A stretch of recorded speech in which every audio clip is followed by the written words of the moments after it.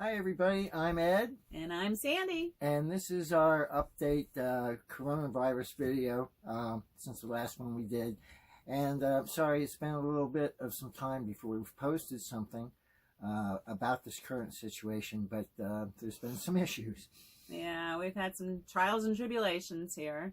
One of the big adjustments that we've made because of the virus is we're not going to the laundromat. So I've been doing laundry in the kitchen sink and hanging stuff around the trailer. So that's been a lot of extra work.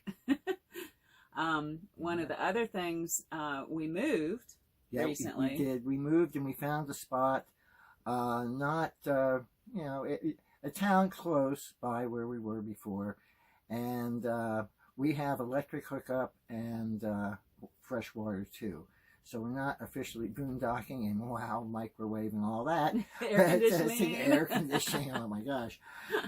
So that's good, but we're in an isolated spot. Wonderful neighbors from what we can tell, because we're not able to really talk with anybody, and that was one of the hardships that came along with this coronavirus when we left our last place, wasn't it? Yeah, I mean, we made a lot of friends in our last spot, and some of them left before we did, and all we could do was wave to them as they're driving by. A couple other ones left after we did, and again, waving from a distance. We couldn't really do too much, so that was really sad. But we know everybody's going through the social thing, and it's a struggle. And you just got to deal with it as best we all can. And we certainly hope you all are safe and taking care of yourselves out there too. And I guess that kind of leads me into thinking about some of the things that I've been reading about. As you all know, Sandy and I are historian buffs. We love that stuff. And I was looking at the current situation and all the kind of, in my humble opinion, craziness that's going on. And I looked back in history at the 1918 Spanish flu pandemic and that hit America. And when I do research like this, I just quickly point out that you got to get the flavor of what was going on back then. You got to immerse yourself in 1918. And you do that by going to the Library of Congress, reading what you can find there about that period of time. You go to other libraries, resources online, and, read at least 3 newspapers each month through that year, kind of try and get a feel for things.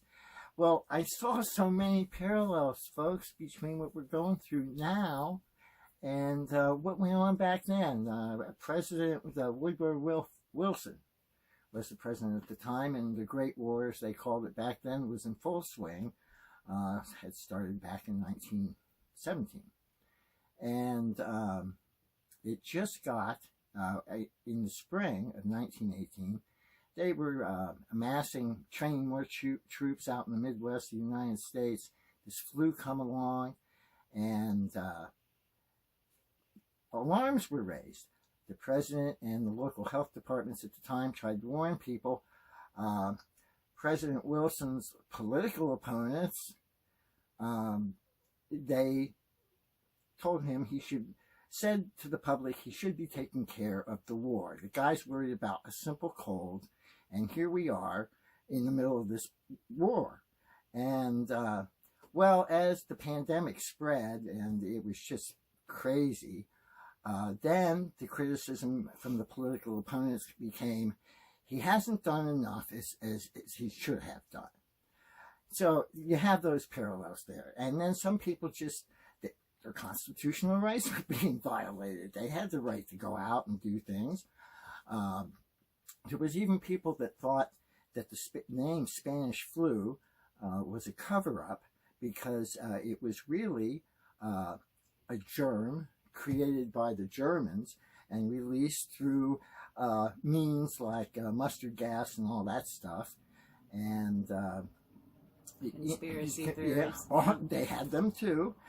And there was a shortage of masks for the citizens, because all the mask companies were being they're making gas masks for our guys overseas. There was a shortage of nurses and doctors because so many medical people had joined the cause, and they were overseas too. It was an absolute disaster. Their hospitals were overrun. There was makeshift hospitals set up in city parks. Ice companies, which were pretty large at the time for block ice, became makeshift morgues. Finally, people got it, and they settled down. They stayed in. But by this time, we're coming into July. And think about July back then with no air conditioning. Plus, they had this idea that the virus would spread on the wind. So they kept all their windows closed.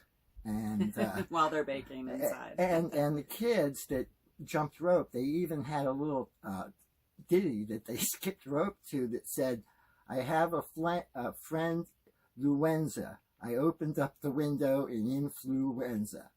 So anyway, so everybody finally gets it, and it's starting to level off. And finally, the war comes to an end. Armistice Day, everybody says, I don't care what. They all pour in the streets, military, civilians, everybody. Within 2 weeks after that, a second wave of the flu came through that was so devastating. It was far worse than the first wave.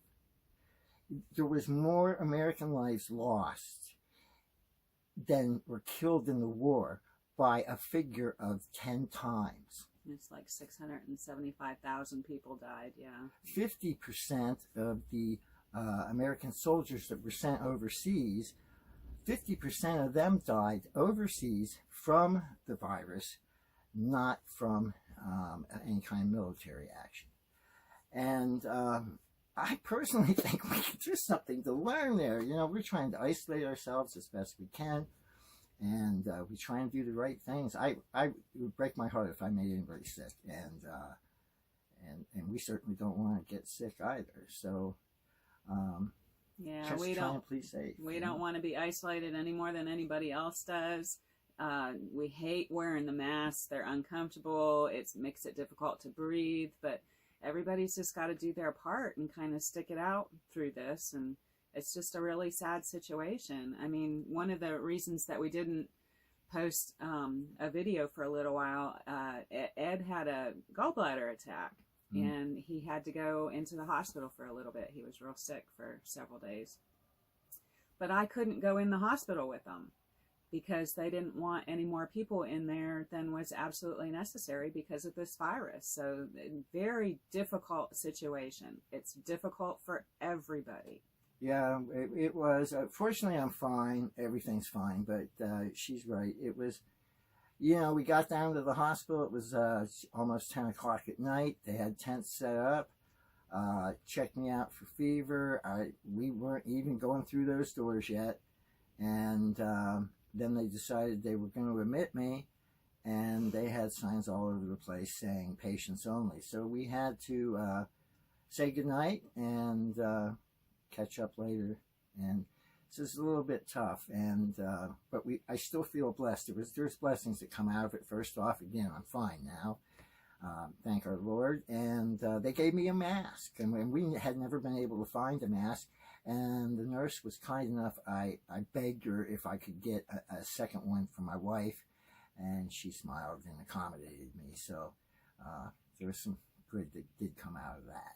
But yeah, it's crazy times out here, folks, and we just all kind of got to do our part, I think, So we're staying hunkered down. We don't go anywhere unless we absolutely need things. But I'm kind of feeling bad. I almost feel like we're living in some sort of luxury after transitioning from 4 months of boondocking. And talking about that too, just a little off subject, but that was weird, leaving it's almost like you're living there 4 months, and then you just pick up and go. Yeah, that was our home. That was our safe place. Yeah. But fortunately, we're to a safe place, and I guess from here on out, we don't know what's going to happen. If they open up the national parks, of course, that was our goal, to go up into the national parks and enjoy all that they have to offer while we're out this way.